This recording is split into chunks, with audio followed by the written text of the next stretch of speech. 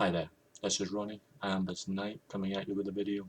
This is a video response to Sean Connor's Outside of 68 and his video where he's worried that his channel may be pulled because of this ongoing saga with Andrew Donforcecast. I did do a post, but I'm doing a video post because I really want to expand on things. I have said to Andrew, and I have since blocked Andrew. I've blocked him on YouTube, I've blocked him on Facebook, because I'm not very happy with him for two reasons, and they're kind of interconnected. One, I personally believe that as a community, we should be open and we should be able to give advice freely to those who wish it. I do not believe, I do not agree with, and I am fundamentally opposed on a deeply philosophical level, the idea of paying for GMing or playing advice. I do not agree with it. I do not think it's right. Morally, ethically, and so on. Does he have the legal right to create a channel where he has extra video content that people pay for? Yes, he does. He has that legal right. If he wants to charge those people on his website with his videos, then that's his business ultimately. However, the problem I have is that it seems to be trying to create an elitism within this hobby, and I don't agree with that at all. Secondly, and this is somewhat more personal, I found, and it's the reason I barred him actually, I found his attitude very arrogant. It is one thing to believe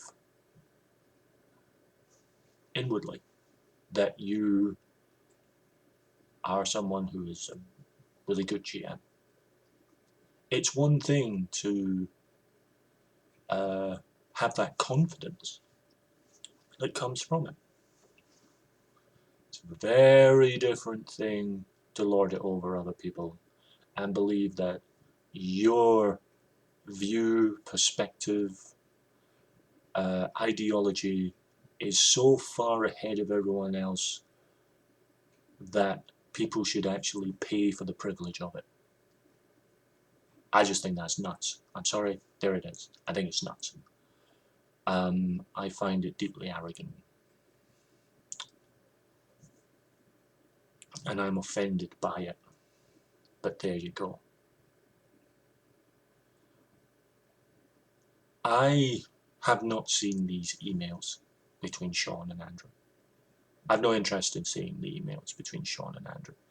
That's between Sean and Andrew, quite frankly. I think the idea that they have a one-on-one debate, I think is perfectly fine. I think it might help clear the air. But I will say this. We have a hobby that is seen to be almost elitist because it has very complex rules, and you know, your rule book isn't some 4 sides of an A4 in your sort of typical family board game. They come in big books that are sometimes several hundred pages,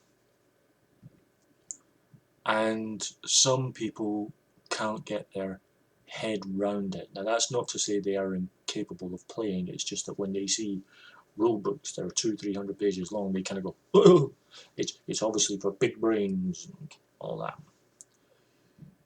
So there's a certain assumption of snobbery with role-playing games and those who play them.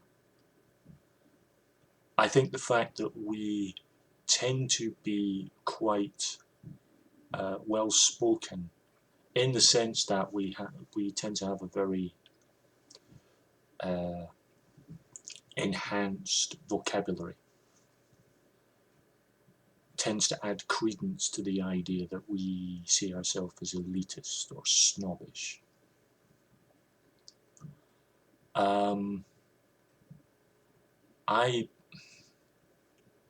I don't really agree with that. I think the one thing we can do to counteract that view is to make ourselves open, so people can ask us questions about our hobby, either because they're part of the hobby or people who maybe come across our videos quite by chance. I mean, there are a couple of posters. I've done the occasional one. I'm sure others do as well. I know Tutsubo does them. You know, not all our videos are gaming videos, but we all put it on one channel. We don't differentiate. You know, we don't have our gaming channel and then our political channel. We just put it all on one channel. And in those cases, you might have people who perhaps see a video of ours that isn't gaming related, and then maybe they're interested enough in what we say, whether they like it or not, to have a look at what other things we've said. And they might look at some of our gaming videos, and they might ask questions. It might intrigue them. And I think the best way to counteract the sort of assumption that we are an elitist hobby is to be completely open. You can't be completely open if you're charging people. It just reinforces this notion of elitism. I don't like this. Our advice should be free. We're not professional gamers. I'm not. I mean, the idea of being a professional gamer is great. I love that idea. I'd love to be a professional GM. Just go in and get paid to run games. What a fantastic job that would be. You know, and yes, if you're being a professional gamer, you would be paid to game. But these channels, my channel, Sean's channel, Andrew's channel, we don't do this professionally. None of us. And that includes Andrew. Sorry, Don Forge, but it's true. You're not a professional GM. You're not a professional player. You are an amateur like the rest of us. You shouldn't be charging for content you don't have to put up. When you start looking at the RPG community that you are talking to with your videos, when you start looking at that community, not as a group of possible friends, not as associates and acquaintances that share a hobby where you can enjoy giving each other advice and hints and tips and just enjoying the conversation of our hobby. When you stop looking at them like that and start looking at them with dollar signs or pound signs or euros or whatever your currency, when you start looking at them as a cash cow, then you stop looking at them as human beings, and that to me is the point where you simply that goes beyond. There are several people who create sellable content. Sean's one, Main Man's another. And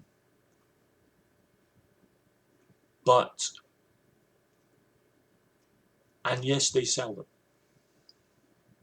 And yes, they have placed adverts on the RPG Brigade on videos to say, hey, this stuff is coming. Now that's fine. But when you tell people, if you want my advice on a video, you will pay for it, that crosses a line. We are not professional gamers. It's one thing to be a professional publisher of games, a professional writer of games. It's quite another to claim as an amateur, and we are all amateur bloggers. That is what our channels are. They're blogs. You know, mine's or a vlog, if you want to use the term. You know, that's all my channel is. It's just a vlog. I occasionally might do a review. Mostly it's just me talking out loud and thinking out loud something that intrigues me, or putting a question out to the community because I'm interested in the wide scale of things. But to charge people for that, or worse than that almost, to assume that your material is so much more better than everyone else's in the community that you have the right to charge. I don't like that. I don't like it. So I would say to people, you have the right to subscribe to DawnForgeCast's pay content. Of course you do. But I would say before you do that, take a look at everyone else's channels on here. Because I'm pretty sure you will find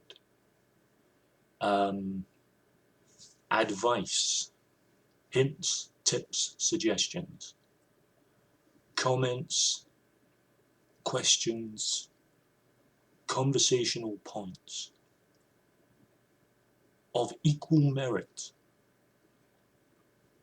without you having to be charged for it. And that's the important thing.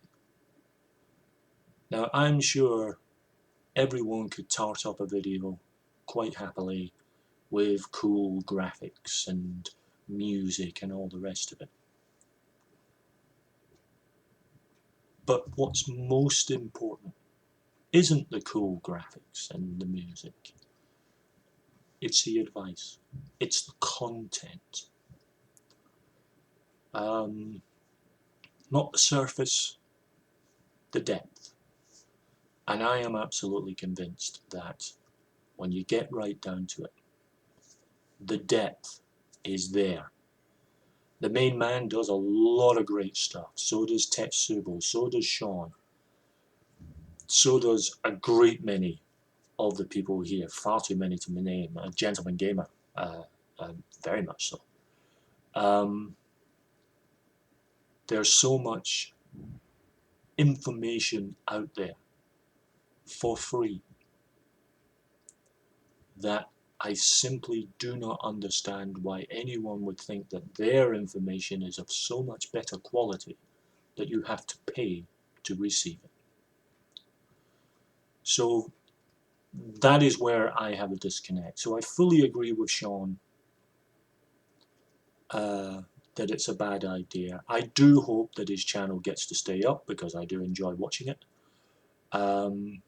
And, you know, may the chips fall as they do. Those are my thoughts. Sorry to put them to you.